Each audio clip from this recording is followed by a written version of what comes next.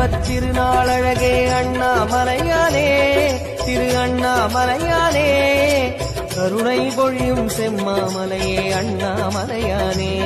திரு அண்ணாமலையானே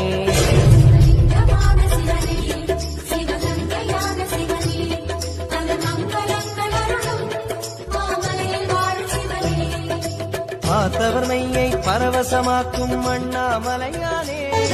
கார்த்திகை தீபம் கவலைகள் தீர்க்கும் காண்பவர் நெஞ்சில் ஒளியினை ஏற்றும்